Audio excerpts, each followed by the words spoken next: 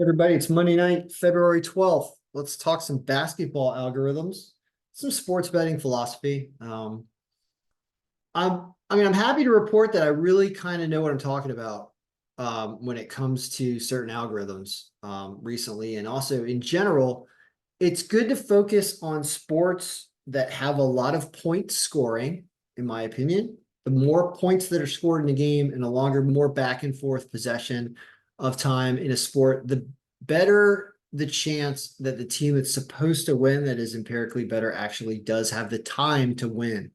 Basketball is a great sport for that because the games are somewhat long and there's a lot of possessions and a lot of chance for the better team to shine through. One of the reasons why I like to focus on college basketball, and because of the basketball spirit, we'll also talk about NBA for tonight because there's enough in here to make some assessments. Now, as you're looking at the day, I've added some things and the sheet is just getting more colorful and longer.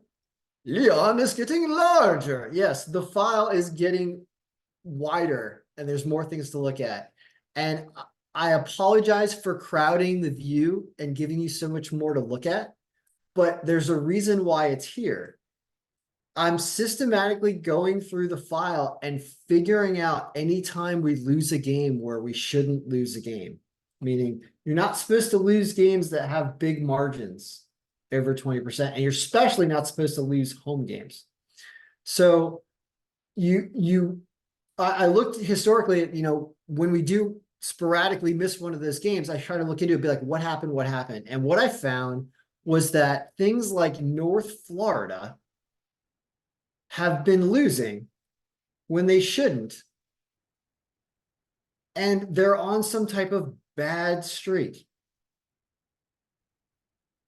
When you open this up, you start to see things in the new columns that I've added.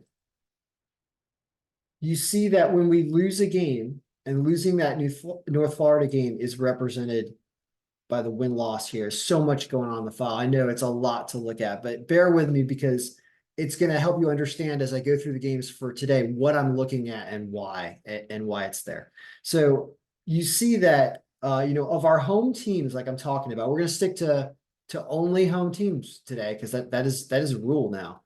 You start to have tons of wins. I know it wasn't exactly this good, but you do have this weird stuff like North Florida, and you're like, look at North Florida's streak over the last couple games. They just keep losing. At least they had lost the game before this big Saturday game. And so we're going to start to look at the streak over the last week, 10 days, 14 days. It's going to grow as we work on this. And it's going to help us identify teams that are playing bad because it's really good to know. And it's also going to give us a number of games played that are included in the streak number. And it's including today's game, which hasn't been played yet. So we have to think about it that way. So that being said, what does all that mean in terms of today? So I worked on this for about, a half hour last night during the video, really, the podcast video that I recorded overnight, basically. And then today I cleaned it up and got it ready for today. And so now it does look like it's working right. And I added games played so we can actually talk very knowledgeably about every matchup and try to avoid any landmines when we're looking at crafting a wager for today. So let's talk about it. First of all, we are going to leave the away teams in the visual right now, but every time I talk about the game, I'm going to say, well, they're an away team, so you can't bet them because they're not of the 90% club. So let's just talk about that. Not McNeese, is playing well, winning really their last two in a row. That's what that means because they've got 3 games in their list of games that they've played, but one of them is today's game, which isn't over yet, and they haven't won it yet. So it's giving them 2 out of 3 wins or 67%, but it's actually 100% of the games they won. See that number as a green number? That's a big number that just means good. It means that of all the teams playing, they're on a good streak over the last week. Good for them. Houston less. Houston played 2 games and they won 1 and lost 1. So they actually won 50% of their games. This shows up as a 33% because it's including today's game, which they haven't played yet. So McNeese on a better streak and they're all the way up here on this list. The only reason why you would consider not playing McNeese is, you guessed it, because they're away. They're really supposed to win. They have a huge margin, but they're away, so that they're not going to get played. Alcorn State playing better, so we'll start to go quicker now. Mississippi State, Mississippi Valley State has lost every single game this season. They are 0-23. Don't believe me? Let's look it up. Let's go with wins, smallest to largest. Who are teams that haven't won any games? There's two of them. Detroit Mercy hasn't won any games either. Things you learn. So these are teams that I guess you want to bet against because they haven't won a game. That's a pretty good sign for the opposing team, being Alcorn State. Guess why we're not playing them? I know, because they're away.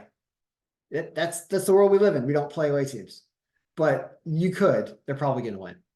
TCU. Now here's something.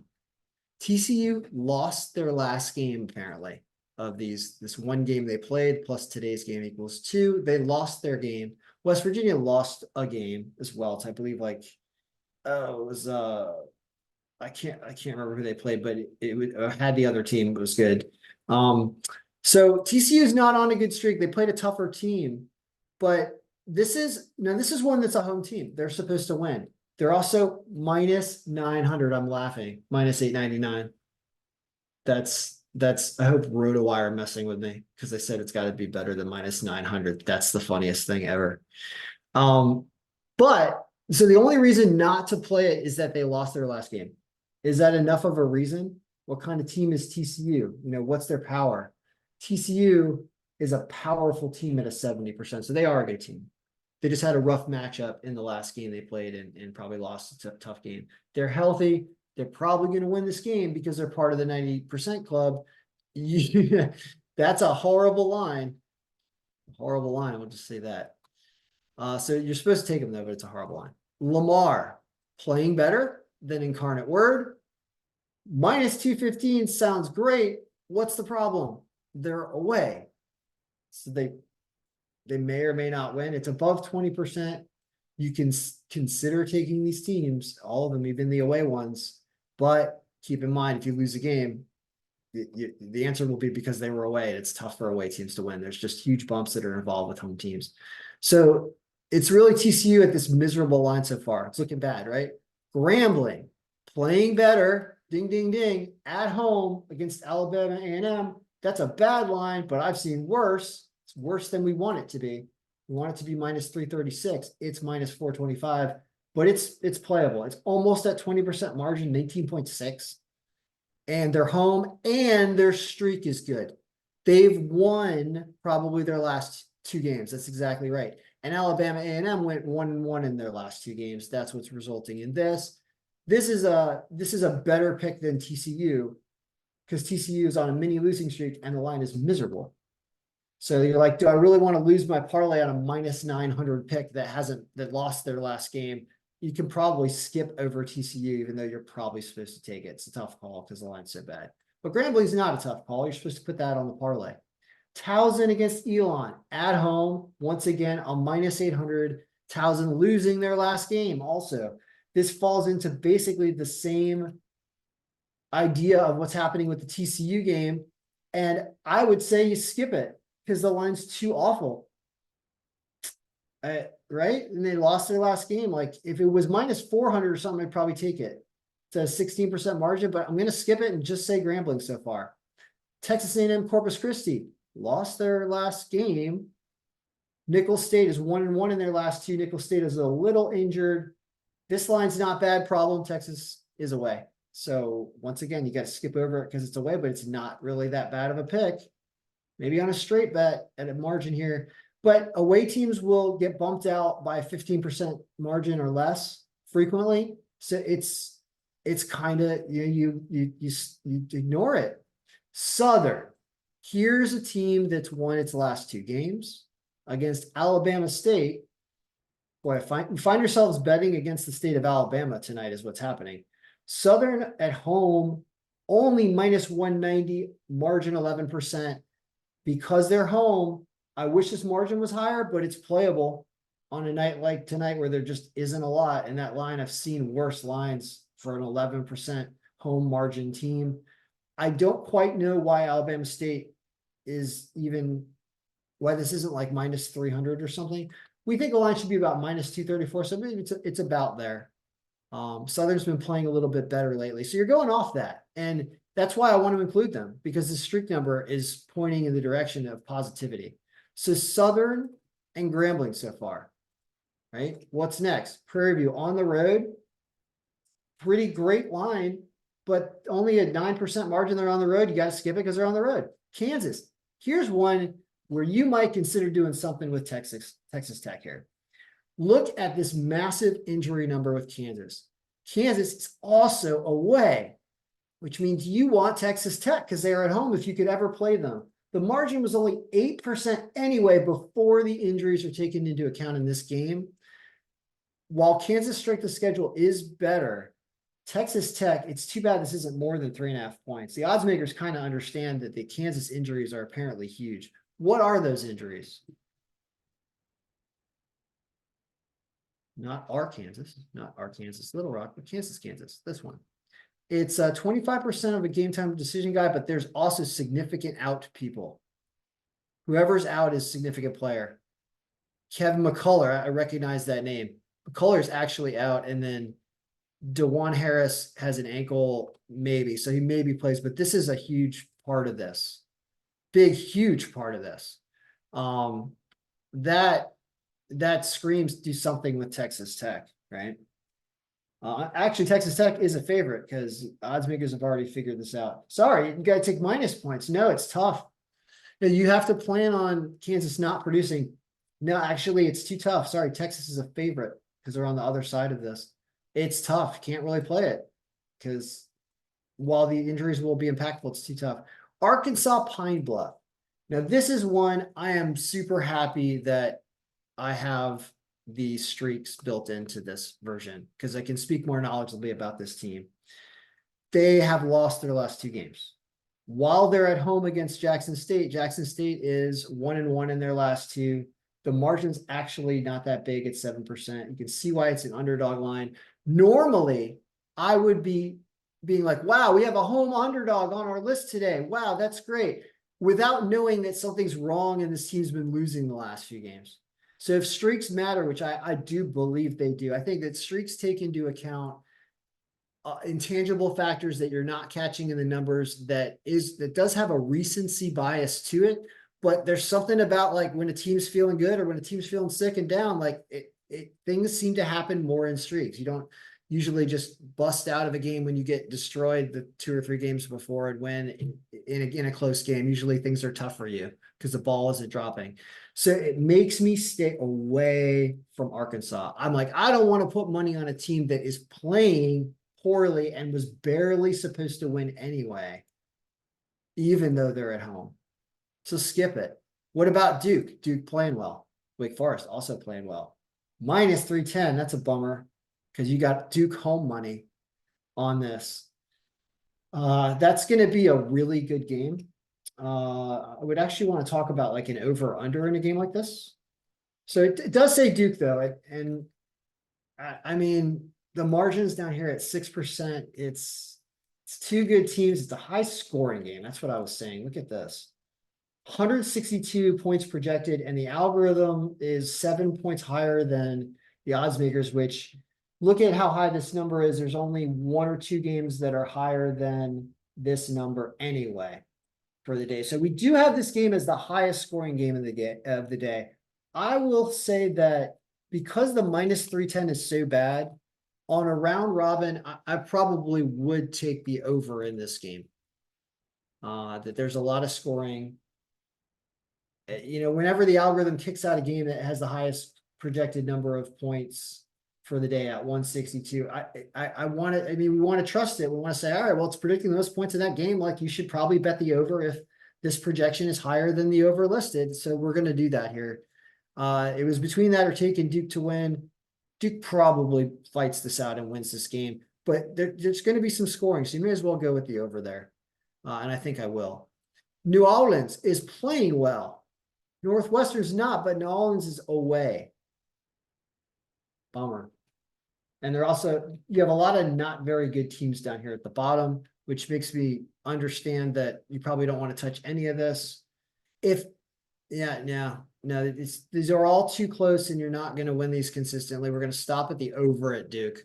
Well, once I start talking about over-unders, you know that we've gone too far. So for the really refined and picky gambler that wants to only have the best things, I'm only seeing Grambling and Southern as the two-team parlay at minus 425 and minus 190. It's not great. And taking the over the Duke Wake Forest game for fun, but staying away from Arkansas Pine Bluff, staying away from this weird injured game with Kansas, staying away from all those other away teams. You could consider Duke to win. It's not a bad idea on a parlay, but it's closer than you think down here. That's why the over sounds great. Thinking you got a chance for overtime, you've got teams really fighting for points and they have offensive potential. It's going to make them want to score more. It seems like you got an over coming in this game. It's good to use the algorithm to try to assess game flow based on projections and comparisons. Games that are down at the bottom are actually supposed to have more points because they're closer oftentimes. So there are teams fighting for extra points. It's not teams killing the clock because they're up by 15 or 20 or whatever, or 10 or 15, the time when they usually kill. So yeah, not too many things on here today on a day that only has 15 games. So let's go over to NBA. I'll timestamp this in the video because I know we're running long as we're already 6:38. Games are going to be starting. So let's talk about the NBA games. I didn't run the macro on it to look at the big, huge 100 samples. So we're just looking at one combination number, combination 69. What does it say? Big margin for Indiana, healthier than Charlotte, minus 440. You look at we're comparing these lines to lines you see in college basketball. College basketball lines, some of these are just absurd up here. Minus 440 is kind of like the Grambling game, right? So this, in reality, this is a really strong pick that Indiana probably wins this game with the favor of injuries and this enormous margin. I guess they're not bad this year. They seem to be okay at 71%. So that's a team to win. So they're on the list. If you're throwing together a bigger round robin with those other college basketball picks and having a big basketball night. What about the Pelicans? Look at this terrible injury number for the Grizzlies and a huge margin. And it's only minus 400. Seems like the Pelicans should be minus 800. Should be like this. So this is also bettable. So you're grabbing two minus 440 and minus 400 to win, but they're supposed to win. That's why you're picking them. Dallas and the Wizards.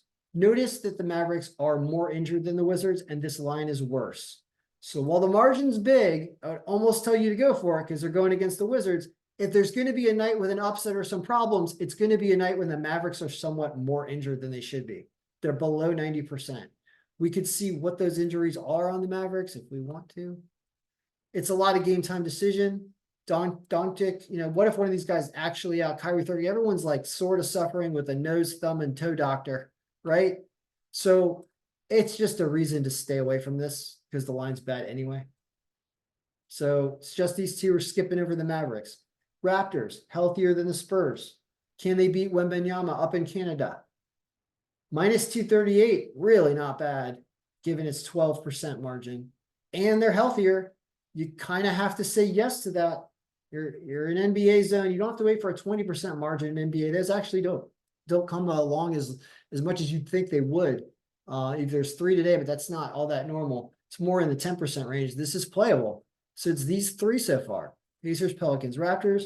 Knicks have significant injuries. Nobody knows what's going to happen in a super injured game like this. So you skip over that one. Then you get to games that are under 10% margin. You really need to pay attention to injuries. And you can see that there's probably only one thing down here that you can play. Probably only one. It's probably just the Cavaliers. I know the line's minus 620, but what on earth? Sixers apparently have nobody playing in Philadelphia. They're like, our Eagles got knocked out of the football playoffs, so we're just leaving town. I don't know what's going on. 54 is ridiculous. It means half your team is out and I think they are actually out. Yeah, look at this crazy out number of 277%. It's huge players that are out. Embiid, Covington, Batum, Harris, everyone's taking early summer vacation. That's what's going on. So they are probably going to lose that game, and that minus 620 actually makes sense, but Cleveland probably wins. So you got 4 on here. I skip over the Warriors because it's close and the Warriors have a little bit of injuries, and it just seems like a game that goes any way in Utah. So you don't want those on your parlays for sure, and you don't want them on round robins because you really don't want losers, even though the line is tempting. Bucks and Nuggets, a little bit injured, even money. Looks like it's going to go either way, so you stay away from that. The Hawks are healthier, but still at only an 82%. So I see this close game with a lot of injuries down here, and I think also unpredictable. And then you have Clippers over the Timberwolves, very slight margin, probably a game that wins, and it's probably one of the actually more reliable because they're healthy, and this is a true comparison. But it's so far down the list that it could go either way. You know, there's just not enough to have it there. So it ends up being Cavaliers, Raptors, Pelicans, and Pacers, all to win because we bet teams to win and root for teams to win. That's what you should do. That's the way betting should work. You don't want to be betting 18 different props and stuff like that on games because they're spreads, because nobody beats the spread. So if you take those 4, you add Grambling and Southern, and my desire to never listen to me when I say taking over under, my desire to play the over under in the Duke Wake Forest game. That's my own opinion. Really, you're probably supposed to take Duke to win here at the minus 310, but the margin's low enough to say no to that, honestly. So it's a very tough call. It's really more solid people would take this 2 and then the 4 that we had on the NBA sheet. That makes 6.